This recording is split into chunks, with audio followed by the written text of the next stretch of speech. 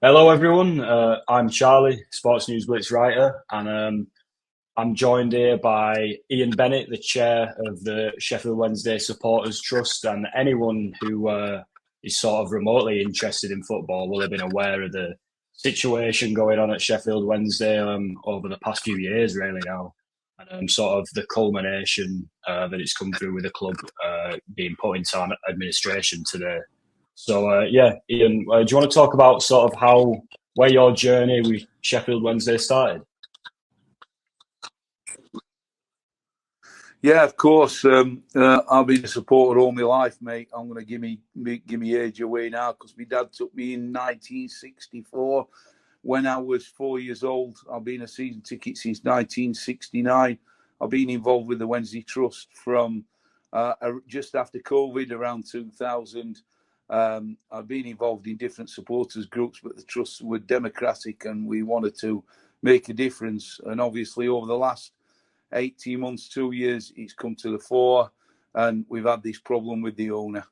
So that's a little bit about the history of myself. Obviously, what's happened over the last few days has been incredible. We've been protesting, as you've probably seen. The stuff at Leicester was probably seen as the best protest ever, and I was proud to be part of that. I missed all the stuff inside because I was organising the guys outside. But I missed the Leicester fans clapping us in. But what a reception. The stuff that Wrexham did with us, incredible. And it just proves for me, for the wider supporter base across all the country, if you do get organised, things can get done. Obviously, we've had this lunatic owner, and I choose that word carefully because that's what he was. And he's not engaged with the supporters. He's been charged his top money. He's been basically bleeding the club dry and running into extinction. So although it's a terrible day today that administration's been called, in a way, it's a massive relief for everyone. Yeah, that's absolutely where I was just going to go. There is that obviously you finally got Shansiri out of the club and stuff like that, but a lot of people might see administration as a bit daunting. Is it sort of more of a means to an end, I guess, to sort of finally getting him out and you can now move forward? That's exactly right. And I think, the trust have been working with outside partners to put people in with the administrators. So now we've got at least 4 really promising takeover bids, if you like, people who are interested in the club that Mr. Chansiri has been stonewalling. I'm really, really, really glad that it's come to this. It's difficult. It probably guarantees us relegation. But to start again with the support base that we've got, and one of the good things that's come out of this, I think, the supporters have started to pull together. The differences in the divide between different fan groups, etc., seems to have gone out the window. The trust have led this, and we're more than just a supporters group. There's all sorts of people on, and there's a saying that's been knocking about for a few weeks, and I'd like to say, not hero, all heroes wear capes, and everybody on that trust board is an hero. But believe me, or believe it not, there's some stories to tell about the time that we spent on it, and people whinging, and wives in trouble, and marriages getting stressed. But it's all come to a head today. The hard work starts now, but we've got rid of the lunatic, and that's the main thing. Yeah, that's absolutely a great point as well, where you're sort of talking about how it's not just affected the on pitch sort of results, it's everything sort of. When there's such a big football club in such a dire state, sort of it becomes sort of stressful and impacts communities, not just football results, and it goes to show how important sort of a club can be to the local community. You spoke about bringing people together from all fan bases. It's sort of something that everyone interested in football and even not necessarily interested in football can relate to, don't you think? Incredibly correct. That the effect on the local community has been really, really bad. Obviously, because we call for boycotts, local pubs, local sandwich shops, local chip shops have all suffered. There's an old saying used to go around when the steelworks were producing massive numbers, that if Wednesday One production went up 20%, And that is what happens when people are buzzing. It happens. It's such a massive club with a massive support. And I always like to think that there's only a few clubs in the country that have got that type of support where they care about the club. They're passionate about football, but they don't. They just support us. We want to be involved. We want to be. It's in our blood, generational. Again, myself, my grandfather, my dad, myself, my two daughters, and now my grandkids are all Wednesdayites. It's just generational. You can't believe how it affects families. It affects the mood of people. And, you know, this is like a weight off my shoulders and a weight off everybody who's on the board at the Trust. Yeah, I mean, and then there's another thing, obviously, that you touched on a couple of minutes ago about sort of is the points deduction confirmed, or is that just something that you can expect to come later down the line? I think the table's actually published now, so they've took 12 points off, which everybody were expecting. Just not interested, to be honest. If we can put that right, if we can sign a few players, we've got a fighting chance to get out. We might not get out, but we've got a fighting chance. The supporters get behind the team. We've seen what happened in the Peterborough and the Miracle of Hillsborough. 4-0 down and we win a semi-final. Unbelievable. When the supporters are there, this club is something special. We can cheer the players on. We might go down, but it gives us a base to start next season and start again. And hopefully look at people like Birmingham, they can bounce straight back and get back into the Championship and have a proper goal with a proper base, with a proper business plan, etc., etc. Maintaining the ground, paying the staff, doing the minimum that, which hasn't been happening. So I'm although it's a really sad day that we've gone into administration, I'm really upbeat about the future now we've got rid of him.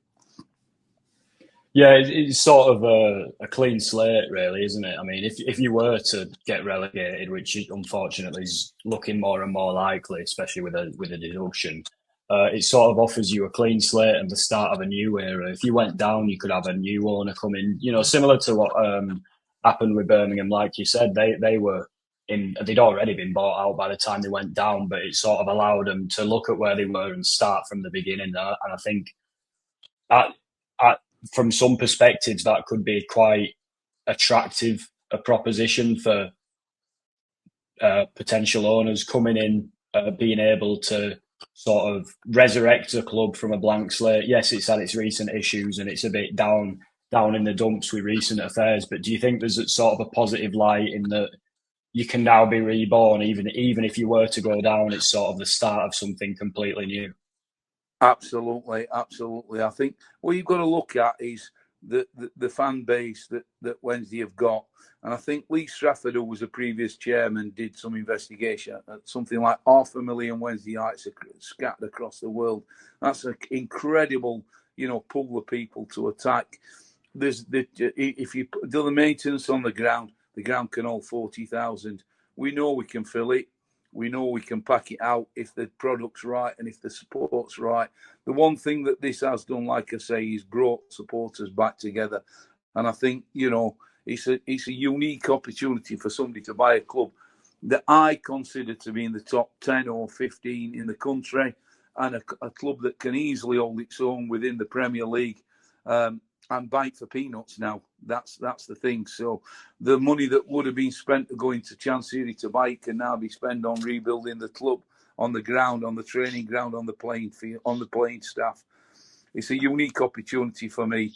And I'm hoping that we as a supporters group can be involved in that, either with a representative or the Trust as a whole, offering advice for engagement with the fans.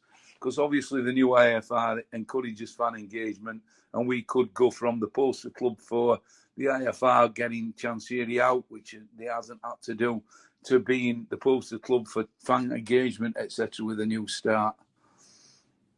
Yeah, and then one other thing that I feel like has been synonymous with the recent era of, even longer, of Sheffield Wednesday is Barry Bannon. I've just seen an interview from him that I think went out maybe about an hour ago now. Right. So yeah, fantastic. And if you follow Wednesday, you'll know that a few weeks ago I proposed that somehow we get a statue built or some kind of memorial for Bannon, because what an hero. He stayed at the club.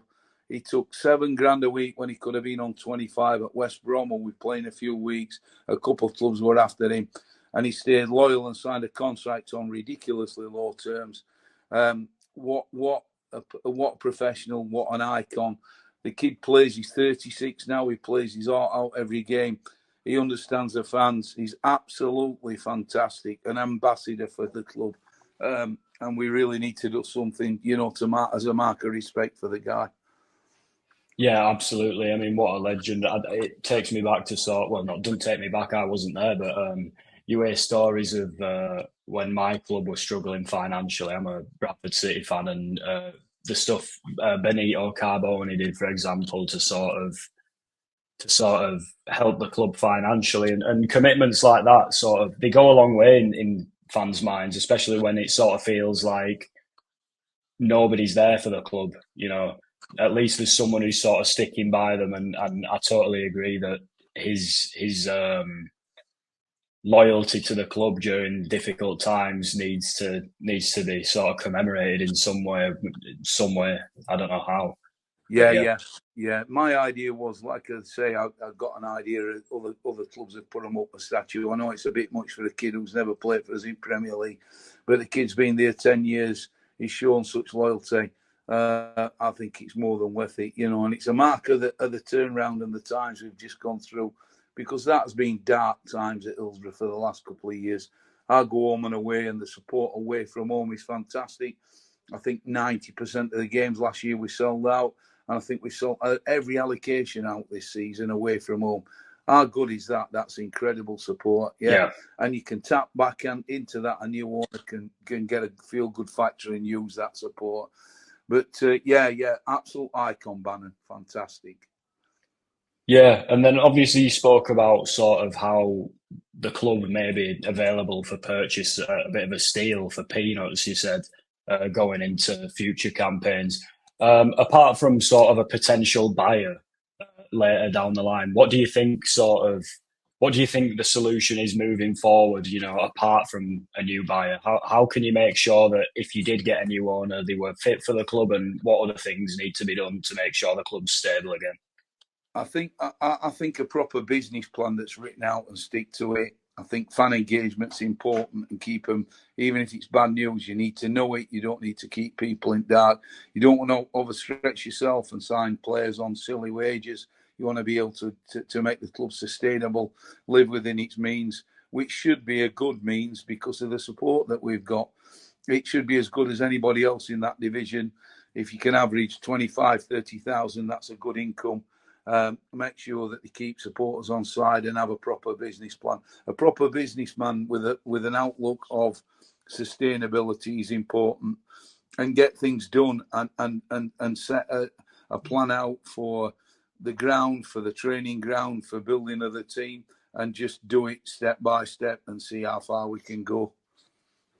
Yeah, definitely. I think to a lot of people it might seem like a setback, which in a way it still is, but it's opened everything up in terms of opportunities, sort of potential for a return to what the club once was. I think it's changed everything, and hopefully it's a step in the right direction. That's what I believe it is.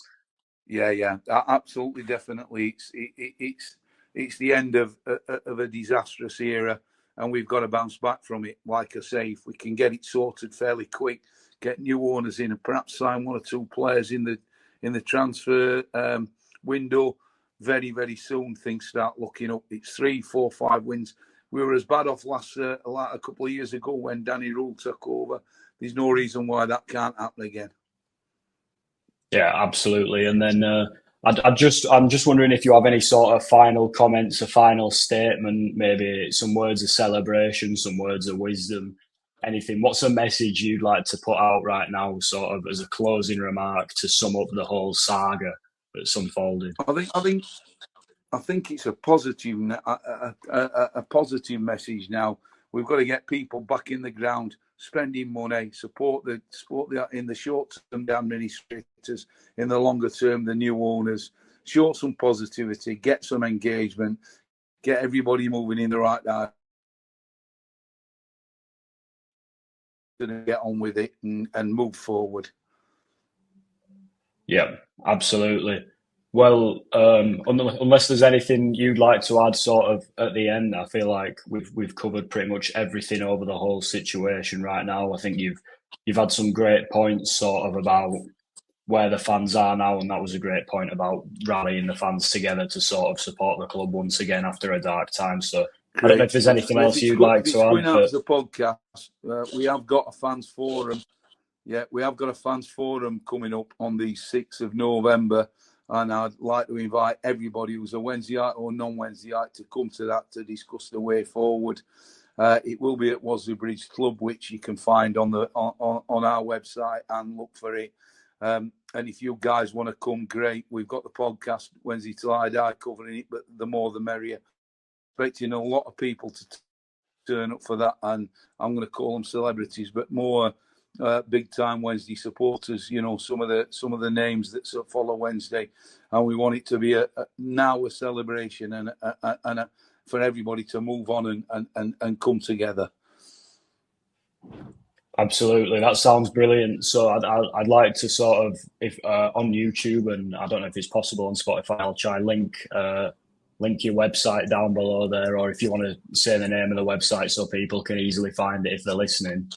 Yeah, it's the SWFC Trust website. Yeah, and it's the Supporters Trust. If you go on there, there's tons of stuff on there. Tap it in at the minute. There's loads of hits on it because everybody's looking, so you should be all right and get on. Really, really, really thank you for everybody who's supported us, especially people like yourselves. It gets the message out there, because without you, we wouldn't have been able to carry out what's happened and force this. It's been fantastic, but thank you, guys. Absolutely, and thank you very much for sort of coming on here and sharing your story. Now that it's completed, I'll say completed might be the wrong word because there's still a bit to go, but I'm very grateful that you've sort of shared the experience and your perspective on things with everyone here today. Yeah, no problem. Cheers. Thank you very much. Cheers. Bye. Cheers, everyone, for listening. Bye.